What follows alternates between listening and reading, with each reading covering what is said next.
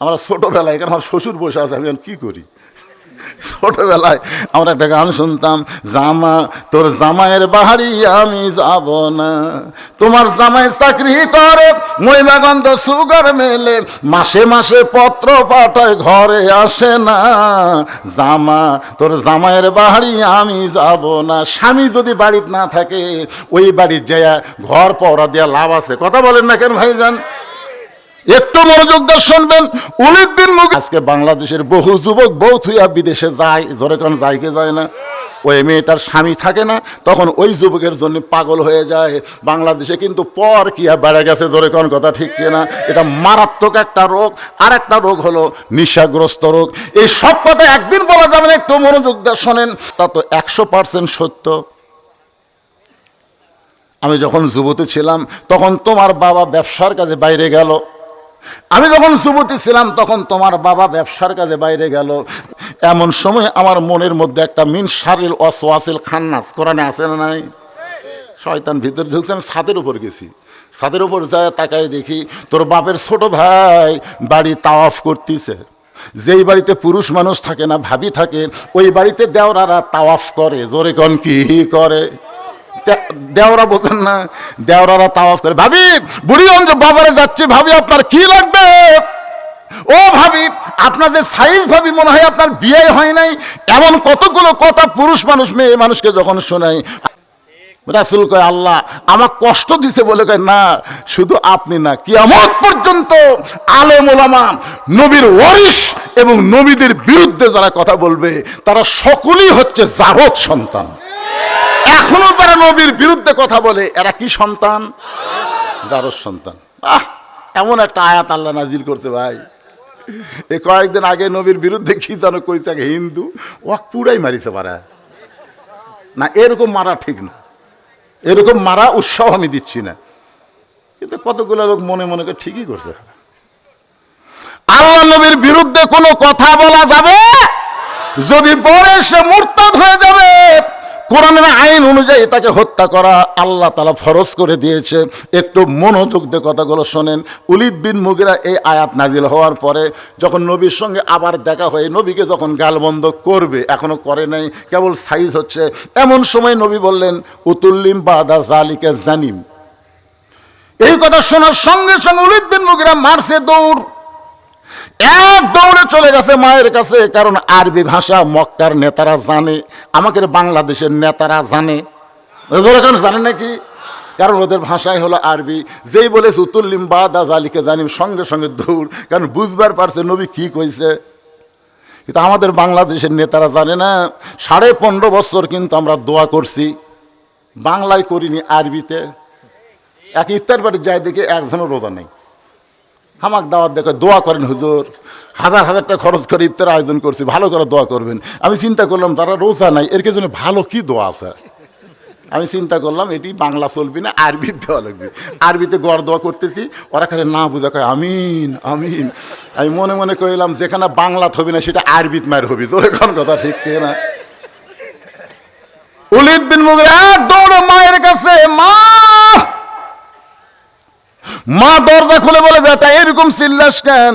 Walid বিন মুগীরা বলতেছে উতুল্লিম বাদা জালিকা জানিম। মায়ের চোখ দর দর দর করে পানি পড়তেছে। এত বছর পরে এই খবর তো কে দিল? সুবহানাল্লাহ খবর না? এত বছর পরে এই খবর তোকে কে দিল? আমার মায়েরা যা পর্দার অন্তর একটু মনোযোগ দিয়ে শুনবেন। এখন থেকে আপনাদের 10টা মিনিট একটু কথা শোনা লাগবে। মা উতুল্লিম বাদা জালিকা জানিম শোনার পরে ওলীদ বিন মুগীরার মা বলতেছে এই গোপন খবর তোকে কে দিল? এইটা দুনিয়ার কেউ জানার কথা না। ওলীদ বিন মুগীরা বলতেছে মা যাই বলুক না কেন কথা কি সত্য? বলে কথা তো 100% সত্য। আমি যখন যুবতী ছিলাম তখন তোমার বাবা ব্যবসার কাজে বাইরে গেল। আমি যখন যুবতী ছিলাম তখন তোমার বাবা ব্যবসার কাজে বাইরে গেল। আজকে বাংলাদেশের বহু যুবক বউ থুইয়া বিদেশে যায়, জোরে কোন যায় কি যায় না?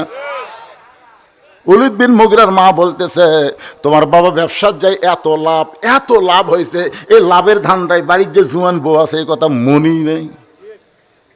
আমরা ছোটবেলায় এখানে আমার শ্বশুর বসে আছে, আমি কি করি?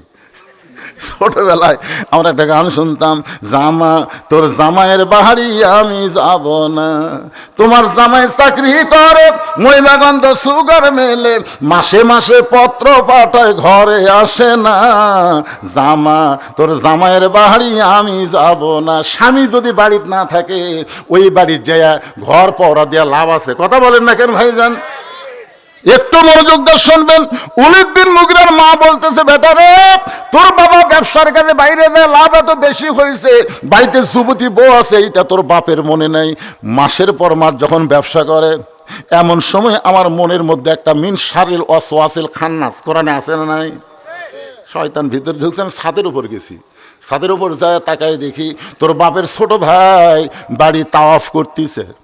যেই বাড়িতে পুরুষ মানুষ থাকে না, ভাবি থাকে, ওই বাড়িতে দেওরারা তাওয়াফ করে। জোরে কোন কি করে? দেওরা বোঝেন না? দেওরারা তাওয়াফ করে। ভাবি, বুড়িগঞ্জ বাজারে যাচ্ছি, ভাবি আপনার কি লাগবে? ও ভাবি, আপনাদের সাইজ ভাবি মনে হয় আপনার বিয়ে হয় নাই। এমন কতগুলো কথা পুরুষ মানুষ মেয়ে মানুষকে যখন শোনায়, ওই মেয়েটার স্বামী থাকে না, তখন ওই যুবকের জন্য পাগল হয়ে যায়। বাংলাদেশে কিন্তু পর কিয়া বেড়ে গেছে, ধরে কোন কথা ঠিক কিনা? এটা মারাত্মক একটা রোগ। আর একটা রোগ হলো নেশাগ্রস্ত রোগ। এই সব কথা একদিন বলা যাবে না, একটু মনোযোগ দিয়ে শোনেন। আমি একটা খারাপ মায়ের কথা বলতেছি, ওলীদ বিন মুগীরার মা। এরপরও তো একটা ভালো মায়ের কথা আছে না নাই? গভীর রাত্রে হজরত আলীকে বুকের মধ্যে নিয়ে ফোঁপায় ফোঁপায় কাঁদতেছে। আলী বলে, ও ফাতেমা, হাসান হোসেন মা, তুমি এমন করে কান্দো কেন? ফাতেমা বলে, স্বামী গো, আমি আল্লাহর কাছে দোয়া করছি, আল্লাহ আমার দোয়া কবুল করছে। আলী বলতেছেন, ফাতেমা, দোয়া যখন কবুল করছে তাহলে তো কান্নার কথা না, তুমি আনন্দ করো। ফাতেমা বলে, স্বামী গো, কি দোয়া করছে আপনি কি শুনবেন না? আলী বলে, ফাতেমা কি দোয়া করেছ? ফাতেমা বলতেছে, আল্লাহর কাছে দোয়া করছে আল্লাহ যেন পর্দার মধ্যে আমার মৃত্যু দেয়। আলী মুস্কি মুস্কি হাসে, বলে, পাগলি নাকি? সারা জীবন যেই পর্দার মধ্যে থাকছে তার মৃত্যু তো পর্দার মধ্যেই হবে, তাহলে কান্নার কারণ কি? ফাতেমা বলে, স্বামী, সেই মৃত্যুটা কবে হবে আপনি কি শুনবেন না? আলী বলে, ফাতেমা, মৃত্যুর খবর দুনিয়ার কোনো মানুষ বলতে পারে না। ফাতেমা বলে, আল্লাহ পাক আমাকে জানাইছে আজকে গভীর রাত্রে ফাতেমার মৃত্যু হবে। যেই মাত্র কইছে আজকে গভীর রাত্রে ফাতেমার মৃত্যু হবে, গাছের গোড়া কাটলে গাছটা যেমন পড়ে যায়, হযরত আলী তেমনি পড়ে গেলেন ঘরের মাঝে। মা ফাতেমা মুসকে মুসকে হাসতে, স্বামীর পড়া দেখে ফাতেমা মুসকে মুসকে হেসে ওই স্বামীর মাথাটা উড়াতের উপরে নিয়ে কপালে একটা চুমু দিয়ে বললেন, স্বামী গো, আমি আমার বাবার কাছে শুনেছি আল্লাহ আপনাকে স্পেশাল দুইটা পাওয়ার দিয়েছে। এক নম্বর পাওয়ার হলো আপনি হলেন পৃথিবীর শ্রেষ্ঠ বীর, দুই নম্বর পাওয়ার হলো আপনি হলেন পৃথিবীর শ্রেষ্ঠ জ্ঞানী। আপনি পৃথিবীর শ্রেষ্ঠ বীর, শ্রেষ্ঠ জ্ঞানী হয়ে বইয়ের মরার খবর শুনে আপনি কেমন করে এমন করে পড়ে গেলেন? আপনি কি জানেন না এই দুনিয়া থাকার জায়গা না, এই দুনিয়াতে আসলে যাইতে হবে। আমার সামনে যত মানুষ বসে আছেন ভাই, আমি যেই বলবো আসলে, আপনার বলবেন যাইতে হবে। আসলে কোথায় যাবেন একটু খেয়াল করেন, যে কোনো সময় যাওয়া লাগবে। কবি তার গানের মধ্যে বলতেছে, কিন্তু যেদিন ডাক পড়িবে, কিন্তু যেদিন ডাক পড়িবে কবর মাঝে যাইতে, জোগাড় কিছু করছো বন্ধু তার মাঝে বিছাইতে। ফাতেমা বলে, স্বামী গো, আপনি ওঠেন, আমি দুনিয়া থেকে বিদায় নেওয়ার পরে আমার তিনটা চাওয়া আপনাকে পুরা করা লাগবে। আলী ফাতেমার কপালে চুমা দে, বলে, ফাতেমা, দুনিয়ার জীবনে গরিব ছিলাম বলে তুমি কিছুই চাইলা না, মরার পরে তুমি কি চাইবা ফাতেমা? ফাতেমা বলে, এক নম্বর চাওয়া হলো রাতের অন্ধকারে আমাকে দাফন করা লাগবে। আমার দুই নম্বর চাওয়া হলো আমার কিন্তু জানাজার ব্যবস্থা করবেন না। আমার তিন নম্বর চাওয়া হলো আমার লাশটা কিন্তু খাটনিতে তুলবেন না, কারণ বর্তমানে হিসাব করে দেখলাম 4 জন পুরুষ ফাতেমার নাই যে খাটনি কান্দে নিয়ে গোরস্থানে যাবে। আমার বাবা যদি দুনিয়াতে জীবিত থাকতো, মরা মেয়ের লাশের খাটনি বাবা কান্দে নিবার পারতো। আমার হাসান হোসেন যদি বড় হইতো, মায়ের লাশের খাটনি কান্দে নিবার পারতো।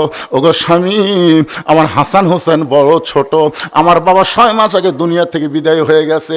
আপনি শুধু আমার লাশটা কান্দে করে নিয়ে ওই জান্নাতুল বাকির পূর্ব কোনায় সবুজ রঙের একটা বাতি জ্বলবে, ওই বাতি বরাবর আমাকে দাফন করবেন। আমার কবর খুঁড়তে যদি আপনার কষ্ট হয়, তাহলে আপনার একান্ত বন্ধু যদি কেউ তাকে দুনিয়ায় তারে বলবেন সে যেন গোপনে ফাতেমার কবরটা খনন করে দেয়। আবু যর গিফারি হযরত আলীর পরম বন্ধু, বন্ধু, তাকে বললেন ভাইজান আজকে রাতের বেলায় একটা গোপনে কবর খনন করতে হবে। আবু যর গিফারি বলতে চালি ভাই এখন পর্যন্ত দুনিয়ার কেউ মৃত্যুবরণ করে নাই, তাহলে রাতের বেলা কেন কবর খোঁড়া লাগবে? আলী বলতেছে রে আবু যর, আমার সহধর্মিনী ফাতেমা আজকে গভীর রাত্রে মৃত্যুবরণ করবে, এই গভীর রাত্রেই তাকে দাফন করা লাগবে। আবু যর গিফারি কোদাল নিয়ে জান্নাতুল বাকির পূর্ব কোণায় সবুজ রঙের বাতি বরাবর তাকায় দেখে যেই বাতির কোনো তার নাই, যেই বাতির কোনো সুইচ নাই, বিনা তারে বিনা সুইচে আমার আল্লাহ তাআলা অটোমেটিক জ্বালায়া দিছে। লিল্লাহে তাকবীর। ওই বাতির আলো গোলাকার হয়ে পড়ে নাই, আলো চার কোনা হয়ে পড়েছে কবরের মতন। আবু যর গিফারি কোদাল দিয়া কবর খনন শুরু করে দিলেন। কবর খুঁড়তে খুঁড়তে এক সময় আবেগে বলতেছে কবর রে তুই কি জানিস রে কবর, দিনের বেলা কবর না খুঁড়ে এ রাতের বেলা কেন কবর খুঁড়তেছি? কবর এমন একজন মেয়েকে এই কবরে দাফন করা হবে, আল্লাহ নবীর মেয়ে হওয়ার পর নবী তাকে মা বলে সম্মান করেছে।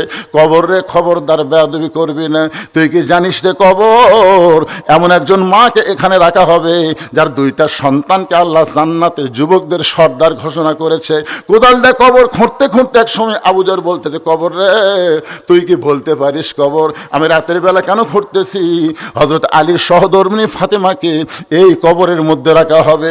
এই কথা বলে আবার যখন কোদাল দিয়ে কবর খুঁড়তে চায় হঠাৎ কবরের ভিতর থেকে একটা আওয়াজ আসতেছে। এটা কিন্তু ফাতেমার জন্য বলতেছে না, এটা আমরা যারা বসে আছি আসলে যাইতে হবে সবার জন্যই কবর কিন্তু বলতেছে। কার মা কার মেয়ে কার বিবি এইটা কবর দেখবে না।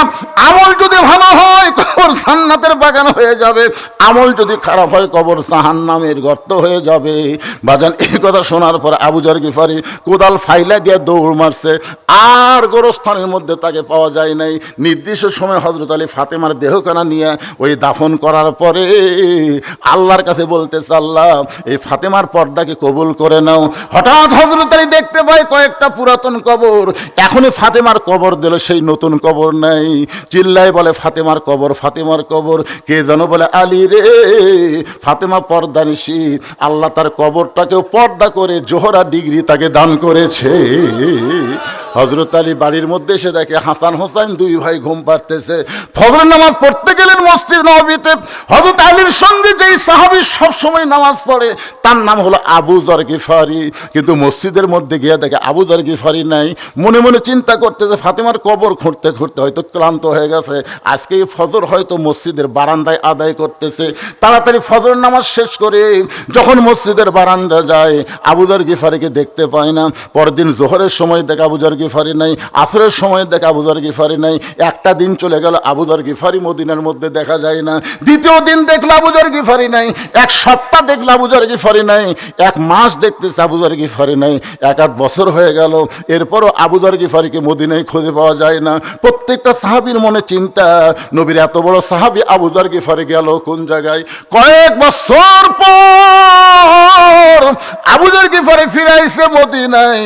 মদিনার বাচ্চারা পাগল পাগল বলে পাথরের টুকরা মারতেছে, আর আবু যর গিফারি সামনে সামনে দৌড়ায়। আলী চিন্তা করে এই পাগল কে রে, মদিনার বাচ্চারা তাকে মারতেছে, এই বাচ্চারা মারিস না পাগলকে, বলে আমরা চিনি না পাগল দেখে মারতেছি। হযরত আলী এক দৌড়ে ওই পাগলের সামনে গিয়ে তাকায় দেখে ওই পাগল আর কেউ না, পাগল হলো নবীর সাহাবী আবু যর। হযরত আলী সামনে দাঁড়ায় বলে আবু যর ভাই আমার ফাতেমার কবর খুঁড়তে খুঁড়তে কোথায় হারায় গেলি? কতদিন তোরে মদিনায় খুঁজলাম তোরে পাইলাম না, আজকে পাগল বসে কোত্থেকে আসলি ভাই, তোর খবর কি? আবু যর গিফারি কোনো কথাই বলে না। হযরত আলী বুকের মধ্যে নিয়ে গালে চুমা দেবে, আবু যর রে তুই কেন কথা বলিস না ভাই, তুই না আমার বন্ধু, আমার ফাতেমার কবর খুঁড়তে গিয়ে কোথায় হারালি ভাই, তুই কেন কথা বলিস না? আবু যর গিফারি কি যেন বলবার চায়, মুখটা নড়ে কিন্তু কথা কয় না। হযরত আলী এক টানে বুকের মধ্যে নিয়ে চাপা দেবেন, আবু যর কি বলবি বল, মুখ নড়াস না। হঠাৎ আবু যর গিফারির জবান থেকে বের হয়ে গেল কবর কবর কবর। তিনবার কবর কবর বলে আলী তাকায় দেখে আবু যর গিফারের দেহ ভারী লাগতেছে। বুকের মধ্যে দেহটা যখন ভারী লাগে, আস্তে করে হাতটা যখন ছেড়ে দেয়, তাকায় দেখে আবু যর গিফারি মাটিতে পড়ে গেল। তার মাথাটা উড়াতে নিয়ে দেখতেছে আলী আবু যর গিফারি আর দুনিয়াতে না। চারিদিক থেকে সাহাবী এসে বলে, আলী ভাই, কোন পাগল তোমার উরাতের উপরে ঘুমায়? এই পাগল কে রে? আলী বলতেছে, তোমরা চিনবে, একটু লক্ষ্য করে তাকায় দেখো, এটা পাগল না রে, এটা নবীর সাহাবী আবু যর গিফারি। সমস্ত সাহাবীরা বলে, আলী ভাই, কয়েক বছর ধরে মদিনায় খুঁজে পাওয়া যায় না, আজকে পাইলা পাগল, ঘুম পাড়ে কেন? আলী বলে, ঘুমায় না রে, ঘুমায় না। তিনবার কবর কবর কবর বলে দুনিয়া থেকে বিদায় নিয়েছে। সমস্ত সাহাবীরা, আলী ভাই, আমাদের সকলের সামনে কবর, এই কবর কেমন হবে, এই কবর কি হবে? আজকে যারা আমরা এখানে বসে আছি ভাইজান, এখনই মরার সঙ্গে সঙ্গে 3 তলা 4 তলা বাড়ি আর দেখা যাবে না ভাই।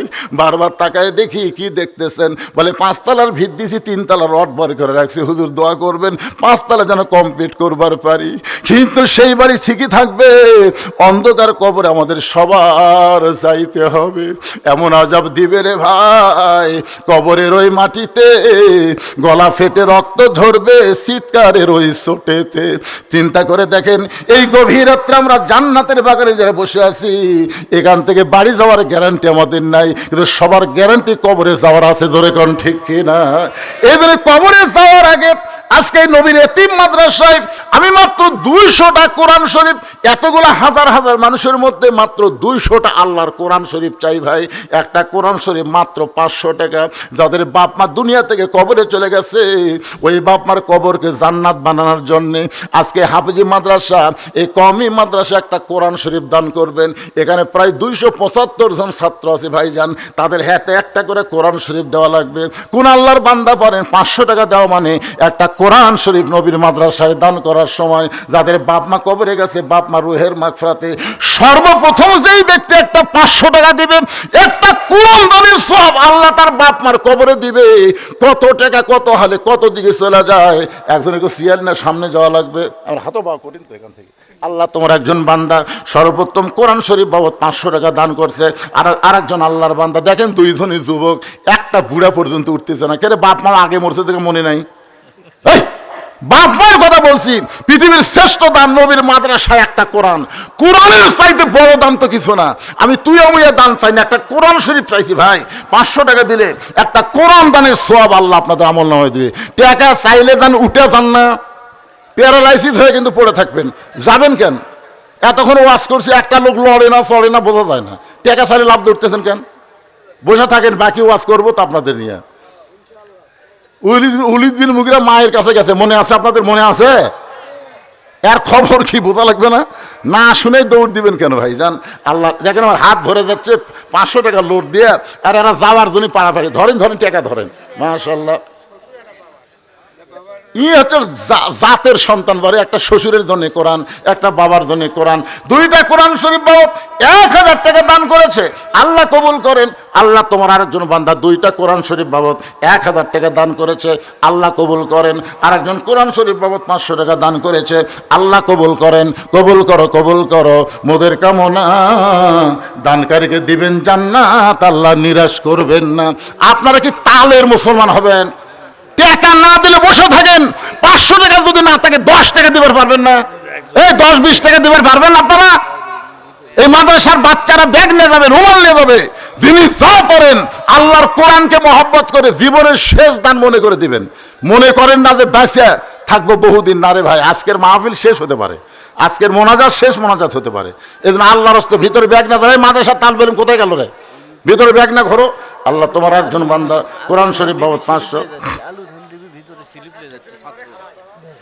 কিসের শেষ করলো রে বারে? যাক না কেন? আপনি কোন ধানের ঠিপের মধ্যে সবই ধান।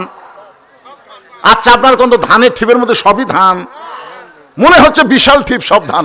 ফ্যান দিয়ে বাতাস দেন, ফ্যানের বাতাস দিয়ে দেখেন তো চিটা পাতান কি থাকবি না উড়ে দেবি? তো আদায় মানে ফ্যানের বাতাস, পাগলা। চিটা পাতানো গেলে ওয়াজ করে কি হবে? যাক,